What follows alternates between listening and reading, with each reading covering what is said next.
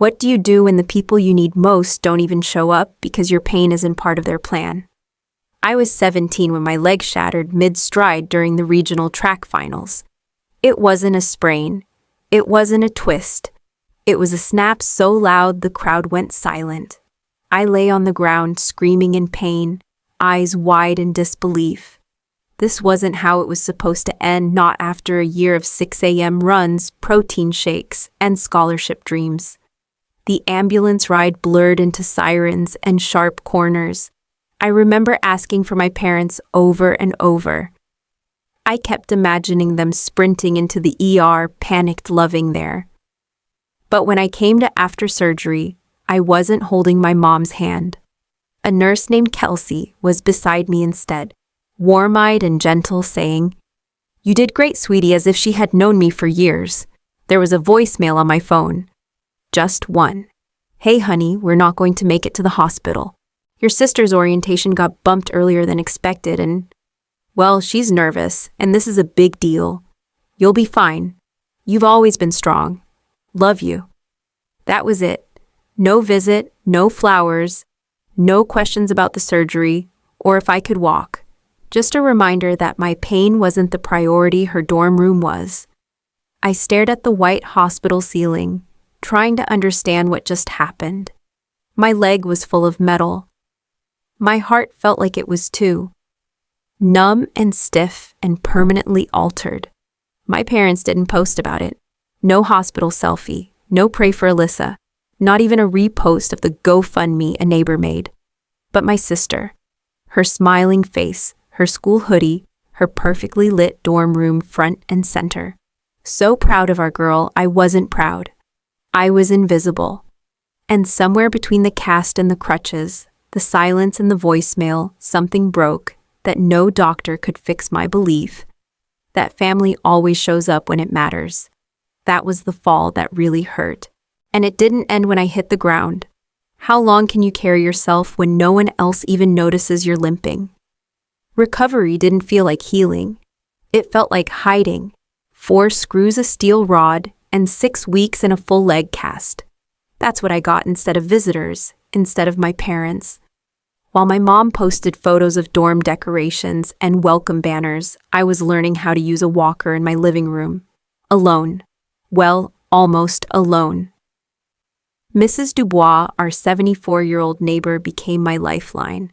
She brewed mint tea when I couldn't sleep and held my elbow as I shuffled to the bathroom. She helped me change dressings and even paid for a physical therapist out of her own savings when my insurance lapsed. She didn't owe me anything, but she showed up. My parents didn't. I called them once, just once. My dad answered. "We'll stop by when we're back from campus." "You're okay, right?" I didn't answer. Because what could I say? That I couldn't stand long enough to microwave soup? That I cried every time I dropped something and couldn't bend to reach it? That I had to sit sideways on the toilet like a contortionist because the cast didn't fit? Instead, I said, yeah, I'm okay. I wasn't. But I learned how to fake it. I learned how to drag a chair to the kitchen to rest while making oatmeal. I learned how to get dressed lying flat on my bed. I learned how to say thank you to Mrs. Dubois, and I'm fine to everyone else. And when the silence got too loud, I started writing. Journals, pages, notes in my phone. I documented every ache, every skipped call, every time the mail came, and it wasn't for me. I wrote about my legs, sure, but more than that, I wrote about how it felt to be erased. There was no post for me on social media. No proud of our fighter, no emoji prayers, only crickets. But words became my way of remembering, my rebellion against being forgotten. Because if no one else would tell my story, I would. And I started with the truth. I wasn't just healing, I was waking up. And what came next wouldn't be for their attention. It would be for my survival. What if the loudest transformation happens in complete silence? The acceptance letter came on a gray Tuesday afternoon, delivered in a plain envelope, like it wasn't holding the first spark of a new life. I stared at it for a full minute before opening it. State University Kinesiology Program. Full admission. I didn't cry. I didn't cheer. I just exhaled. Kinesiology, the study of human movement. It made sense now, after everything. After my muscles atrophied and screamed. After I counted steps like prayers. After I studied every inch of my own pain. Understanding the body wasn't just curiosity anymore, it was survival. And I wanted to help others survive too. When I told my mom, she blinked at the phone screen and smiled like I'd told her I won the local spelling bee. "That's sweet, honey. Maybe you can transfer to Emily's school later. Wouldn't that be nice?" She meant it, I think. But she hadn't heard me, because I had already declined that offer. I didn't want to be in Emily's shadow anymore, not even in the same zip code. Her university was glossy brochures and ivy-covered dorms. Mine was public benches, late-night bus rides, and dorms that smelled like sweat and cup noodles. But it was mine. I moved in with 3 strangers and a second-hand comforter. No one helped carry my bags. No family photos, no farewell dinner. Just me.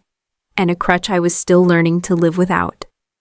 College wasn't glamorous. I worked nights at a smoothie bar and did campus physical therapy sessions by day. I studied with a heating pad wrapped around my thigh and taped reminders on the wall. Get up. Don't stop. You're not invisible. Meanwhile, Emily posted pastel sorority photos and captions like thriving. I didn't envy her. I didn't pity her. I just didn't want her life anymore. My dorm was tiny. My world even smaller. But every time I climbed those 3 flights of stairs to my room without help, it felt like a revolution. I didn't tell my parents when I aced my first anatomy test. I didn't text them when my professor complimented my lab notes. Because I wasn't building this for them. This was for me. And slowly, without ceremony, I made a decision I wouldn't ask them to see me again. I would make a life so solid, so earned that even their silence couldn't erase it. Can you build a future on something that nearly broke you? By sophomore year, the ache in my leg had dulled, but the ache in my chest hadn't. Not because I was bitter, but because I hadn't forgotten. I carried the silence like scar tissue. No calls from home. No, "How's your leg doing?" No birthday card. Only an occasional group text about Emily's latest honor roll award or her being voted most likely to succeed in her sorority. She was still the golden child, but I was no longer the forgotten one. I was becoming something else, resilient, relentless, rooted. My interest in kinesiology grew from curiosity into obsession. I buried myself in research, muscle recovery, neurological repair, trauma response. Every lecture was a step forward, every late night in the lab, a step away from who I used to be. And one night, it all came together. A professor assigned us to write a research paper on recovery negligence, how patients suffer when care is delayed or deprioritized. I didn't have to search for a case study. I had lived one. I called it The Invisible Patient, a personal account of undermined recovery. I included everything: my injury, the solo doctor visits, the missed therapy appointments, because no one was available to drive me. I didn't write it to get even. I wrote it to be seen. When I turned it in, I expected silence. Instead, my professor emailed me with a single line. "You need to share this with the world." She nominated it for a National Undergraduate Research Award. 2 months later, I was standing in front of a packed room in Chicago reading excerpts to strangers who actually leaned in. When I finished, the applause was soft, then stronger. And for the first time, I felt something I hadn't felt since before the fall validated. Not because someone clapped, but because I had turned pain into purpose. That night, I walked through the city alone, clutching a folder with my paper inside, and I smiled. Not for anyone else, for me. Meanwhile, Emily's Instagram turned quiet. The shiny posts faded, replaced by vague captions. Learning who's real and starting over. Rumor had it she'd dropped out something about not getting into her program, roommate issues, maybe more. I didn't ask. She never reached out. But something told me our stories were about to intersect again. And this time, I wouldn't be the one left behind. What happens when the people who once ignored you start clapping only after the world already noticed senior year? I was on the dean's list for the 4th consecutive semester. I didn't expect a party, but a text, maybe a phone call, nothing. Until a cousin, one of those Facebook relatives who never misses a chance to stir things up, mentioned it in the family group chat. Suddenly, my mom messaged me out of the blue.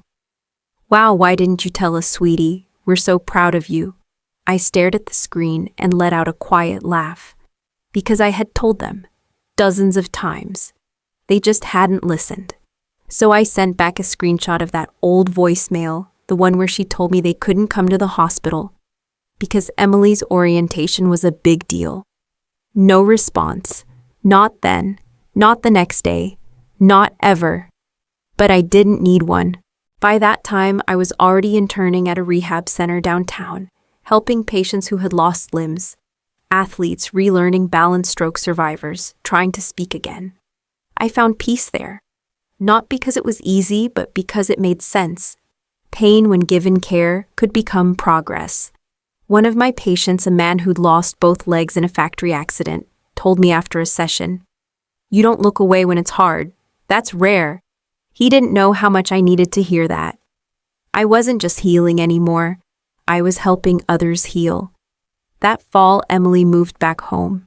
Her social media went dark. My parents never explained why, just vague references to timing and mental health.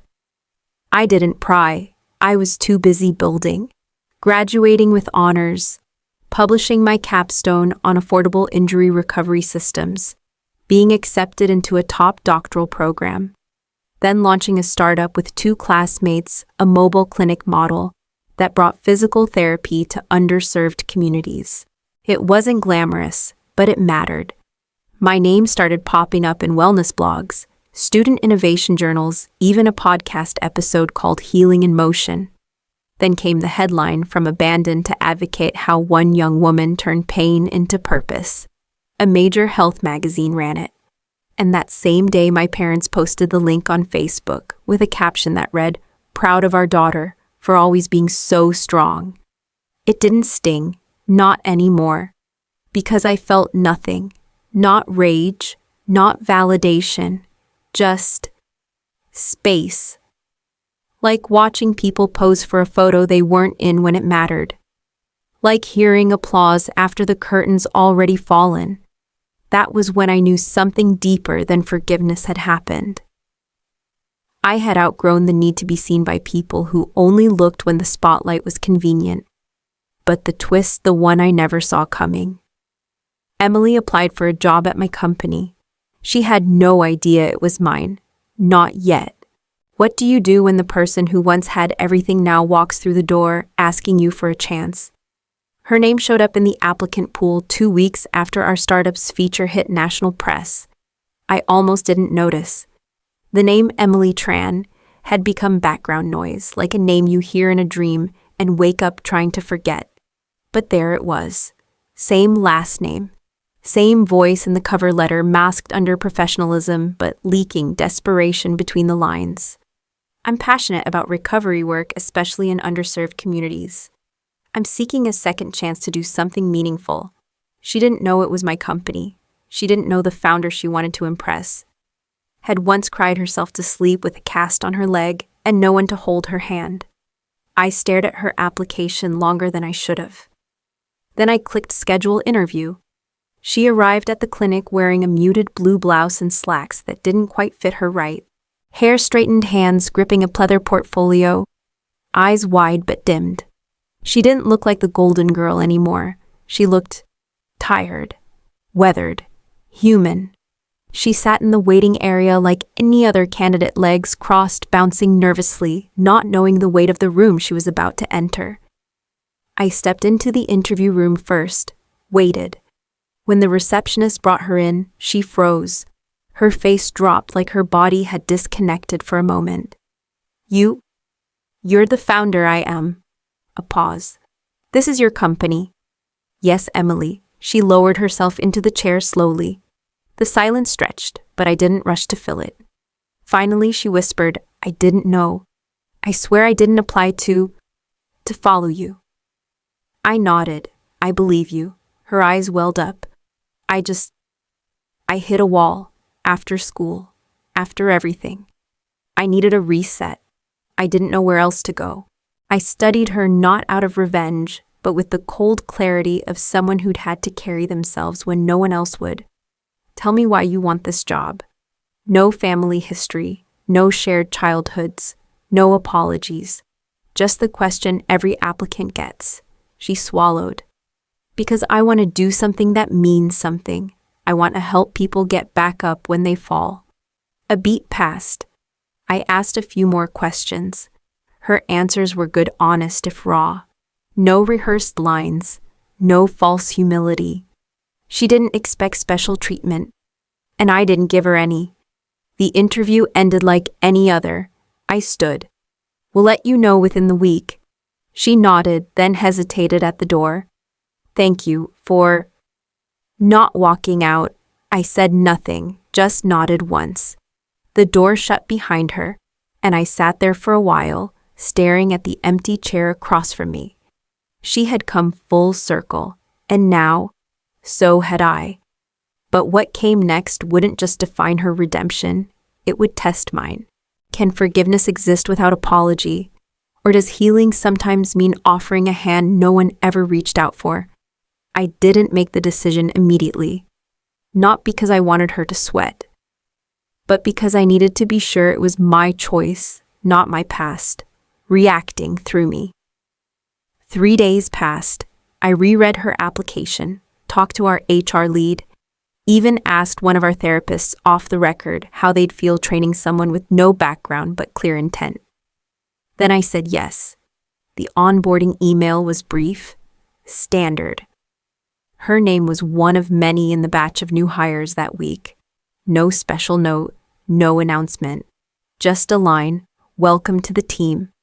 When she showed up for orientation, she didn't meet my eyes at first. Didn't try to apologize again. She listened, took notes, blended in, and started at the very bottom. She took intake calls, filed charts, cleaned equipment without complaint. She didn't flinch when patients snapped, didn't brag when praised. It wasn't a performance, it was learning, humility, maybe something closer to redemption. I watched her silently the way others had once watched me, waiting to see if I'd break or rise. A month in, we were assigned together for a mobile clinic shift in a town 2 hours out. We rode in the same van. Neither of us spoke much. Halfway through the drive, she whispered, I should have been there when you fell. I'm sorry, I didn't respond, not right away. Instead, I pulled a folder from my bag. Inside the X-ray of my fractured femur. On it, I taped a note. Sometimes the worst breaks lead to the strongest foundations. I handed it to her. She stared at the image. The scar in bone. The scar in memory. Then she nodded quietly, folding the folder and holding it in her lap the rest of the drive. We didn't become best friends. We didn't hug. But something shifted. Not back to what we were, but forward into something newer, truer. A rhythm of silent understanding not built on shared joy, but on pain witnessed and space given. Forgiveness, I was learning, didn't always need to be declared. Sometimes it could just live in the yes. When life hands you the power you once begged for, will you wield it to prove a point or to build something no one can tear down? 3 months after Emily joined, we got word that our clinic had been shortlisted for a federal grant. If approved, it would allow us to expand our mobile programs statewide. Rural access, recovery equity, real impact. Everything we dreamed about in late-night brainstorming sessions when our office was still a shared Google Doc and hope. When the news became official, they asked me to join a televised panel on innovative healthcare solutions. It felt surreal being mic'd up, lights in my face, a host calling me the founder who turned abandonment into advocacy. I answered questions about infrastructure training ethics. And then right at the end came the one question I didn't expect. You've spoken a lot about access and second chances. Have you ever had to give someone a second chance personally? The camera panned. I saw my parents in the audience, Yes, they came. I hadn't invited them, but they came anyway. My mother was dabbing her eyes. My father sat stiff, holding applause like it might cut him. And beside them sat Emily, not clapping, not crying, just there. I looked straight at the lens. Second chances, I said, aren't just about fixing what went wrong. They're about deciding who you want to be once you finally have a choice. I used to believe I had to earn love. Now I build systems where people don't have to beg for dignity. The room went still. After the event, people came up to congratulate me, shake my hand, ask for photos. But I saw my parents hanging back, unsure if they were welcome. I didn't go to them. I didn't need to, because this wasn't about them anymore. That night, I returned to the clinic. The lights were off. The air smelled faintly of antiseptic and old coffee. I walked into my office, opened the bottom drawer of my desk, and pulled out the janitor badge from my first job after the accident. The one I wore on the night shift, invisible and aching. I ran my thumb over the plastic, then placed it beside my nameplate, Dr. L. Tran, founder and chief recovery officer. Above both hung a framed printout of the X-ray, still taped with the same note. Sometimes the worst breaks lead to the strongest foundations, and that's the thing. Families fracture, bones snap, dreams collapse, but foundations, if you pour them yourself layer by layer in sweat and silence, they don't break. They carry, not just you, but everyone who's ever been told they don't matter until it's convenient. I turned off the light, closed the door, and walked out into a world that once left me behind now, standing solid beneath my feet.